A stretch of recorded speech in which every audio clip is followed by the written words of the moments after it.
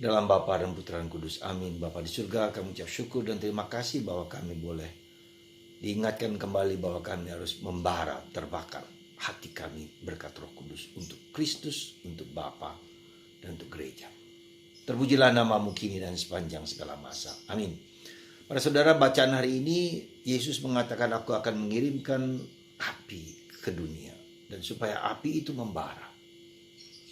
Supaya api itu membakar. Supaya api itu menunjukkan kebenaran.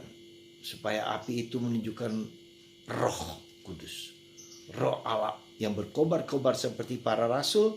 Dalam peristiwa Pentakosta hati mereka berkobar-kobar sehingga semua bangsa, semua orang, dan mereka pergi kemana-mana seluruh dunia untuk mewartakan Kristus. Itulah panggilan kita semua. Nah, pertanyaannya adalah sangat sederhana. Kapan kita bisa memiliki hati yang membara seperti para rasul? Kapan kita memiliki anugerah itu? Harus disadari bahwa Roh Kudus sudah diberikan kepada kita pada waktu kita dibaptis, pada waktu minta krisma, pada waktu kita menerima Roh Kudus, pada waktu Pentakosta, pada waktu kita menerima sakramen Maha Kudus. Nah, problemnya di mana? Problemnya adalah ketika kita mungkin tidak sadar, ya, tidak sadar akan anugerah yang sebesar itu. Siapakah kita? Apakah kita? Apakah kita sebagai orang Katolik tidak pernah menyadari buah-buah Roh Kudus itu? Dan ini yang menjadi mungkin salah satu kunci, salah satu sebab kenapa Roh Kudus itu tidak bekerja dalam diri kita. Nah, itu yang pertama. Yang kedua, apakah Roh Kudus itu berarti kita juga terbakar, membakar hati, hidup kita berkobar-kobar bersemangat pada Tuhan? Itu salah satu unsur dari buah Roh Kudus. Ya, api. Tapi juga jangan lupa, Roh Kudus juga bisa berupa apa? Berupa angin sepoi-sepoi basah. Dalam keheningan, dalam kesejukan, kita memberikan kedamaian, ketenangan, ketentraman, memberikan suasana sejuk kepada setiap orang, memberikan persatuan pada setiap orang.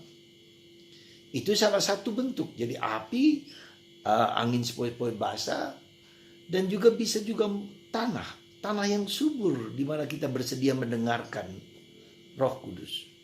Ya.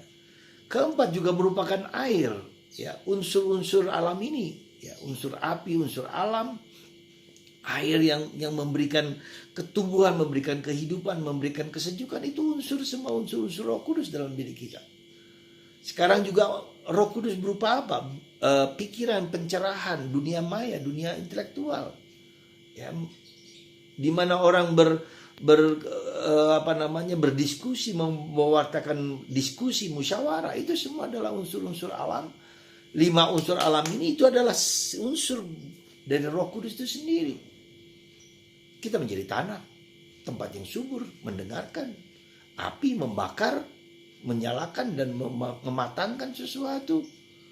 Kemudian angin yang segar, yang damai, yang tenang. Ya, kemudian juga air menyejukkan, memberikan kehidupan. Dan itu semua, saudara.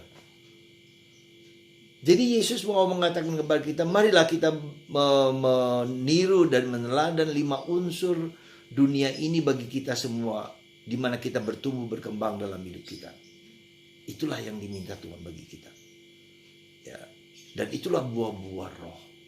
Nah, kalau itu mau diungkapkan secara lebih bagus lagi, seperti dikatakan oleh Paulus dalam surat Paulus kepada umat di Galatia bab 5 ayat 22, buah-buah Roh, cinta kasih, damai, ketenangan, ketentraman, ya, kesabaran, kemurahan hati, ketabahan dalam menghadapi penderitaan hidup yang dimana kita tidak bisa dengan langsung untuk mendapatkan jawaban. Ketabahan, kekuatan, itu semua adalah simbol-simbol, tanda-tanda di manakah kita. Mungkin Anda yang menderita, yang puluhan tahun menderita dengan sabar, dengan kekuatan. Mungkin Anda yang penuh semangat, penuh gairah untuk membangun sesuatu kehidupan yang lebih baik. Mari saudara, Anda, saya, lakukan unsur-unsur alam itu sebagai manifestasi ungkapan dari Roh Kudus. Sabar, murah hati, lemah lembut, tapi juga penuh kegairah, penuh semangat seperti api. Ya, yang hari ini Yesus sampaikan kepada kita. Api juga berarti menghancurkan yang jelek-jelek. Ya, membuang yang jelek-jelek, tapi juga memurnikan yang tulus, yang jujur, yang murni, yang baik. Saudara, semoga Anda dan saya hari ini menghidupi kelima unsur itu. Seandainya tidak ada 5, 1 saja kita hidupi dalam diri kita. Di zaman yang tidak mudah ini, di zaman yang penuh dengan kebohongan, tipuan-tipuan. Biarkanlah Roh Kudus menunjukkan kepada kita apa yang seharusnya menjadi kekuatan kita dalam melaksanakan kehidupan. Tuhan memberkati Anda. Semoga api Roh Kudus hidup dalam diri, hati, pikiran Anda masing-masing. Tuhan memberkati Anda semua. Bapa, Putra, dan Roh Kudus. Amin.